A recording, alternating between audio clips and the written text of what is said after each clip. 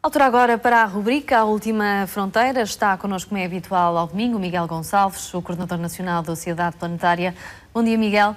Bom dia, Cristina. Começamos com revelações que nos trazes da equipa científica Rosetta. Sim, finalmente foram revelados, já na semana passada, os dados científicos mais interessantes de 7 dos instrumentos, 7 dos 11 instrumentos da sonda Rosetta, que está a orbitar à volta do cometa 67P, e são imagens absolutamente notáveis, como aquelas que nós estamos a ver neste momento. Isto é a superfície de um cometa, aquilo que nós estamos a ver, recheado de penhascos e de muita poeira. É uma das revelações notáveis que nos conta a Rosetta, é que este cometa é muito mais poeirento do que aquilo que se pensava. Em alguns sítios encontramos poeiras que têm vários metros de profundidade. E se calhar vamos mesmo logo começar por essa poeira.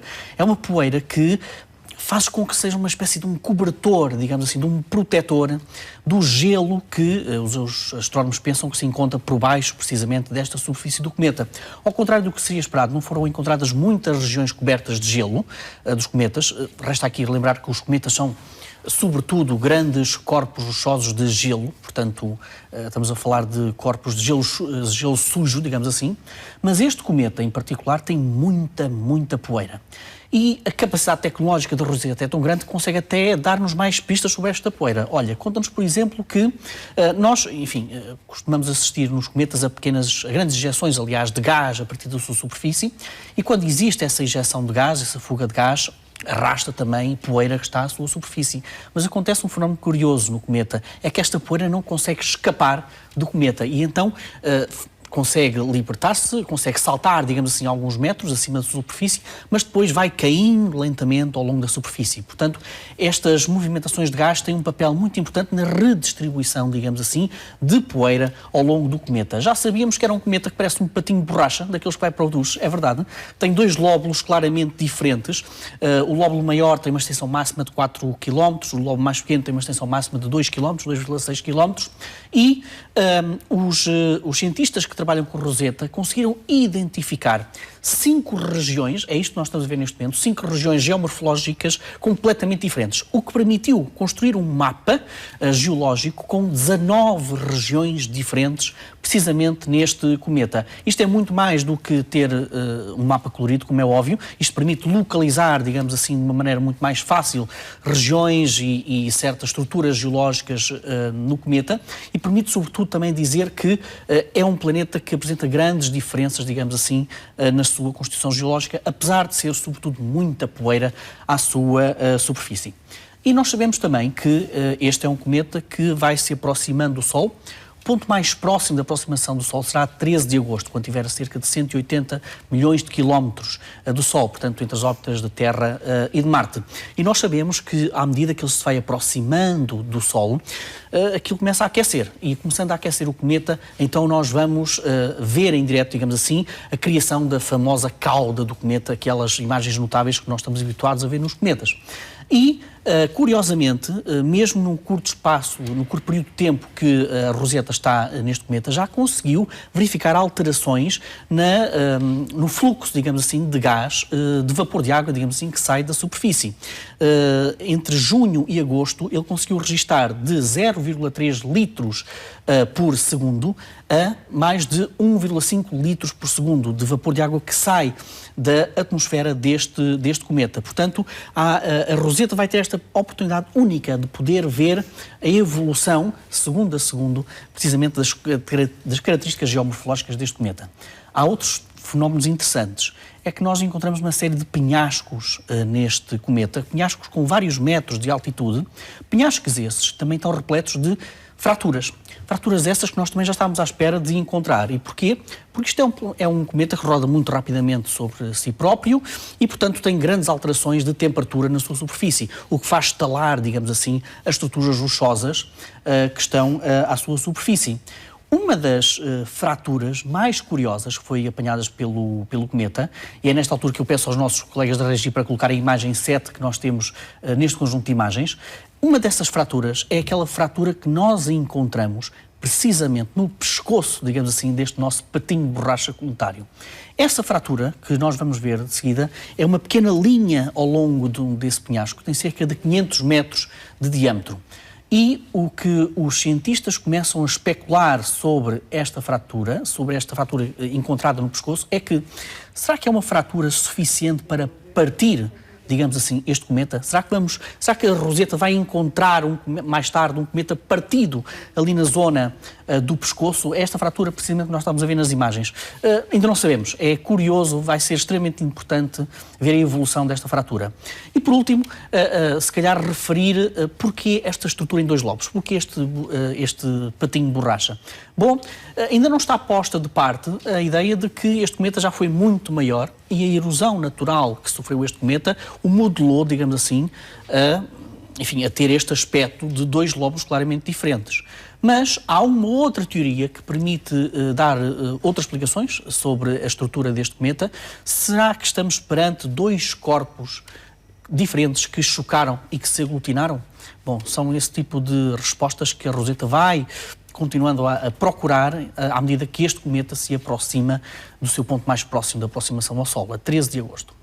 Miguel, e temos agora a arqueologia na astrologia, porque foram descobertos 5 ancestrais exoplanetas. Foi claramente a notícia astronómica da semana, curiosamente também com sotaque, digamos assim, português, mas também feito por cientistas que não são portugueses, mas que trabalham em Portugal, nomeadamente aqui no Centro de Astrofísica da Universidade do Porto. São 5 planetas, exoplanetas, absolutamente ancestrais. Foram descobertos graças aos redados recolhidos pelo telescópio espacial Kepler.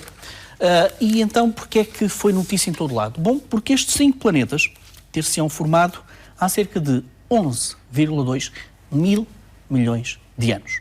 Foram encontrados numa estrela chamada Kepler 144, que se encontra a pouco mais de 100 e poucos anos-luz de distância da Terra, a 116 anos-luz da Terra. E porquê é que isto é curioso? Porque estamos a falar de planetas que se formaram quando o universo tinha apenas 1/5 da idade que tem presentemente. São planetas, portanto, ancestrais. Diz-nos que, mesmo quando o universo era bebê, já havia planetas. Já tínhamos formação de planetas. E o que é notável nesta descoberta é também como é que ela foi feita. Como é que os cientistas chegaram a esta idade? Estes 5 planetas são planetas de tamanho muito reduzido, com tamanhos entre, digamos, o nosso Mercúrio e o nosso Vênus, e são 5 planetas que estão muito próximos da sua estrela, em órbitas muito mais próximas do que está, por exemplo, Mercúrio do nosso Sol. São planetas, portanto, extremamente quentes, e que orbitam uma estrela ligeiramente mais pequena e ligeiramente mais fria do que o nosso Sol. Fria é uma maneira de dizer nas estrelas, como é óbvio. Estamos a falar de uma estrela anã laranja com cerca de 5.000 graus de temperatura à superfície. E como é que os cientistas chegaram a esta idade? Bom, utilizaram uma técnica que geralmente é utilizada apenas numa estrela, o Sol, porque está aqui mesmo ao lado. O que é que eles fizeram? Eles mediram as pulsações desta estrela. É que as estrelas também têm uma espécie de tremores, não de terra, mas de gás, digamos assim, no seu interior. E as pulsações dessas estrelas, conseguiram registrar cerca de 37 pulsações desta estrela, conseguem-nos dar uma ideia muito precisa do tamanho da estrela, conseguem-nos dar uma ideia também da sua idade, de vários fenómenos que acontecem no seu interior.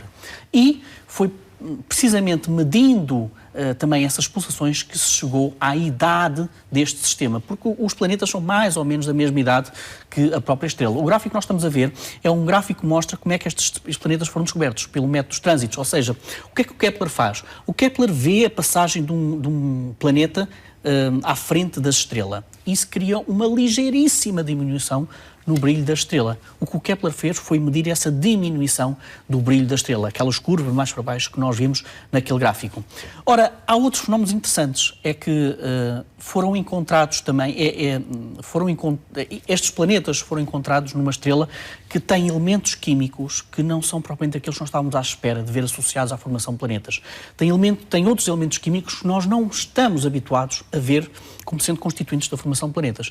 Isto diz-nos outra coisa, diz-nos que se calhar os elementos químicos que nós pensamos que constroem planetas podem também ser outros, o que abre toda uma nova janela para quais os elementos químicos necessários para a formação de planetas. E ainda por cima, planetas tão antigos como estes que foram descobertos. Miguel, a menos de 30 segundos para a sugestão, o último tema que nos Muito rapidamente, vou-te mostrar, olha, a boca do monstro.